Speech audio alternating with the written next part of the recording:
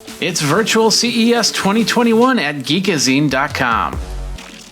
Continuing coverage of CES 2021 virtual week number 2, and we are here with David, and he's with a company called Typewise.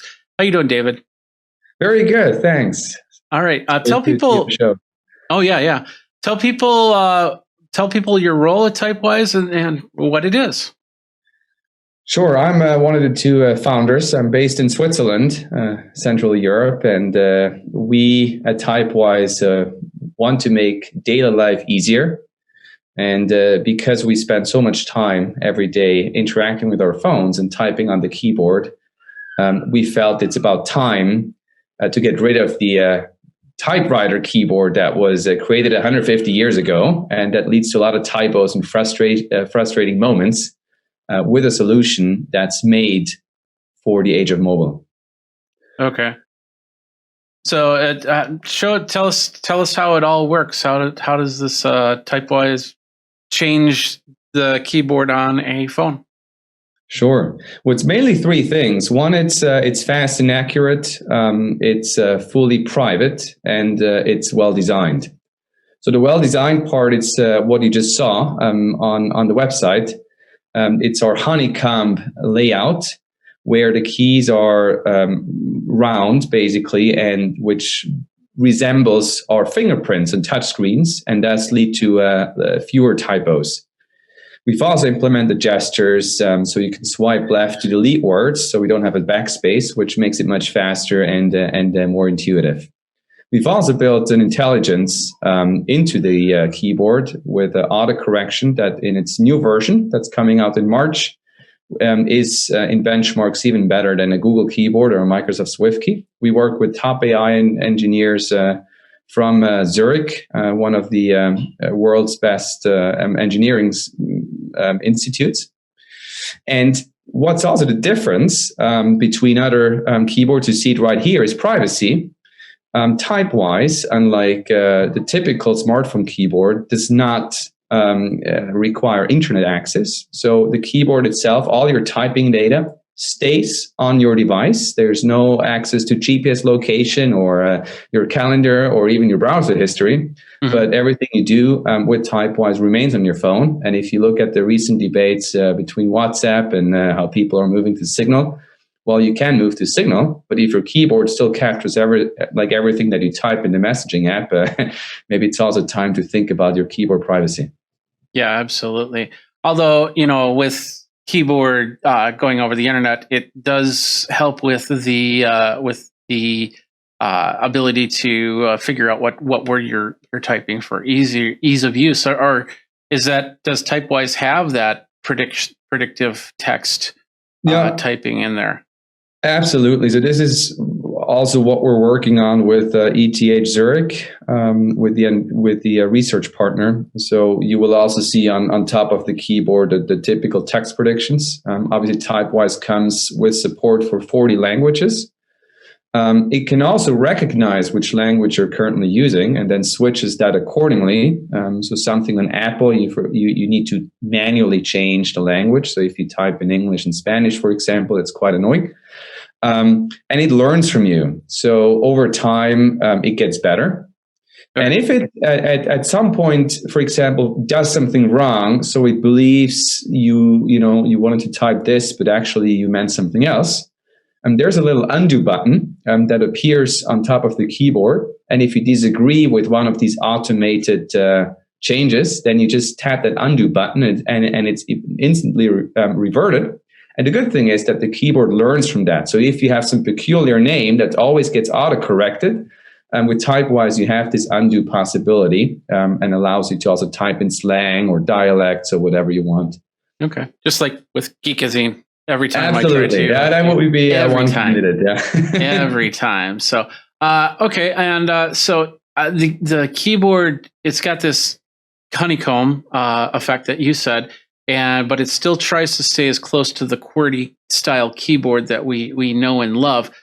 So you said that the honeycomb actually helps with its movement in swiping or typing. Is there a difference in that? If I two thumb it versus have a swipe method to things? So for actual typing, we only support like the physical typing with two thumbs. There was a big study from University of Cambridge. They did last year with 37,000 people globally. And they found that actually 3/4 of people prefer typing with two thumbs versus the one finger swipe. And they're also over 30% faster that way. So we said we fully focus on the two thumb typing.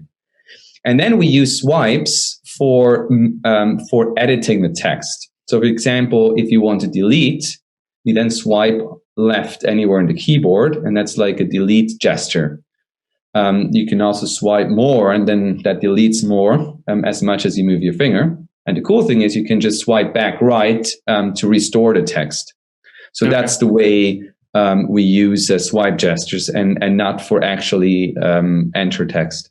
What if is there a way to turn on a swipe? Because I guess I'm not part of the majority. I actually do like the swipe feature, especially when you've got something in your hand and you've got the phone, and these phones are big. So, and I'm sitting there with my thumb doing this, like this, or like this right here, trying to get the end characters and things like that. Just so, how do you have the ability to turn on swipe or no? We do not yet have a one-hand mode. So the idea is to release a one-hand mode. You could also think on big phones, maybe the keyboard shrinks a bit to a certain edge, depending on how you hold the phone.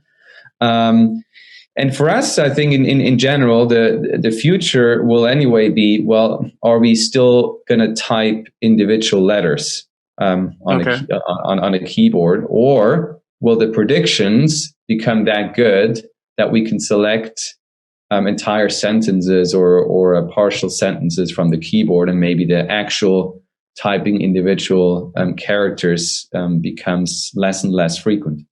I ducking hope so. Let's talk about, there's also other things I'm noticing on your webpage here. You're also showing like a little game that's playing some rocket ship or something like that. I'm assuming there's little ways to learn for the keyboards. Is this for kids or adults alike? So our main user group is between 25 and 35. I think it's probably also, when you use it professionally, when you have to send a lot of emails and typing accurately becomes more important. But you're maybe still not too used to a regular keyboard, although we have users who are more in the elderly segment, and they're super happy because the keys are larger. So I think the keyboard gives different benefits to different user groups. So it's definitely for everyone. If you're willing to spend like a few minutes to also try to understand it and kind of like learn the way it works. So I think that's required. You need to go through a onboarding tutorial, which takes 2 to 3 minutes. The game is optional. That's at the end. Definitely helps. But I think you need to come with an open mind and be ready for a change. Okay. I'm assuming it's in portrait mode only, not landscape mode, correct? It does support landscape. I'm personally not 100% happy with it yet, but it's fully functioning. It's also then available on tablets. So on tablets, it will be always in landscape mode. Are we talking both iOS and Android? Yeah. Okay. And then I noticed on the page you show a lot of apps. So I'm guessing that there's probably some way to customize it a little bit for each app as you go. And is it something you customize, or is it something that the app customizes? It's the user that can customize it. So we have different themes that you can choose from. So you can change the color. There's also obviously support for dark mode. So then the keyboard automatically switches light and dark depending on the app you're in. And then there are other things you can customize. Yeah, you can, for example, create your own text replacements. So you can say, if you say if you type ILU, then it says I love you, for example. Or you could have a abbreviation for your email address, like a triple E will generate your email address. So you can do stuff like that to make typing more convenient. And you can say, hey, these are the typical abbreviations I use in like a WhatsApp or an email client, and so forth. Yeah. Okay. Now the most ultimate question here: do you support Klingon? Well, so in Switzerland, we speak a language that has no dictionary. So every person in the entire country of 8 million spells his or her words differently.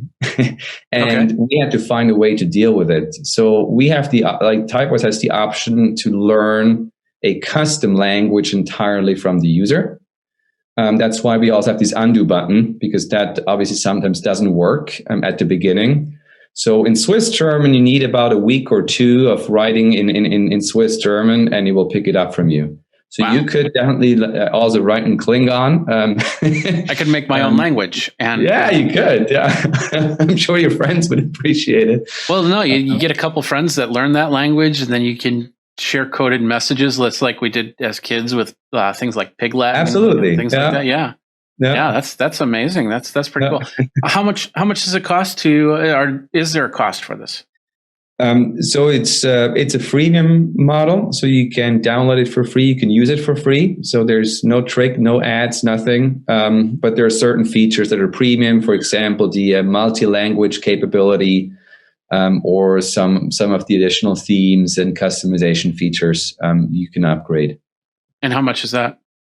It's $10 per year or $25 lifetime. Oh, that's not too bad. Does it include some sort of storage? So when I do create my own language, that it gets placed on the cloud somewhere so other people can download it and use it?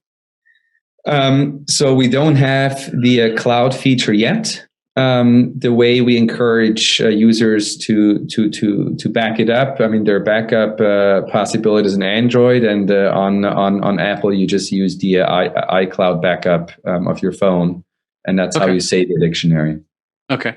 And if I save it to iCloud, I should be able to send it to you like you, and so you have my language, and we're good to go. Yeah, we don't have that feature yet, but I think it's a good idea. And we do very closely work with the user community. We have like a portal with feature requests, and so we always listen to what people want. Okay. Well, no. I just made that up. So. David, thank you very much. The name of the app is called Typewise. It's it's amazing and very interesting and very. Well, I don't know what the footprint on the phone is. How much space does it take up? 74 megabytes. But not too bad. We're looking to making a bit smaller still, but okay. No. And it comes with the 40 languages included. Okay. So there you go, David. Thank you very much for your time. Very interesting. I'll definitely download and take a look at it and see how it works for me, even though it doesn't have the swipe. So, cool. As I say to everybody, tuklach. No, I'm kidding. Thanks a lot, David. You have a great CES. Right. For watching this video for the CES Virtual by Geekazine, if you're over on geekazine.com or youtube.com/Geekazine, don't forget to like, subscribe, comment, hit the bell notification so you know when the next video comes out. Until next time, you guys geek out and take care.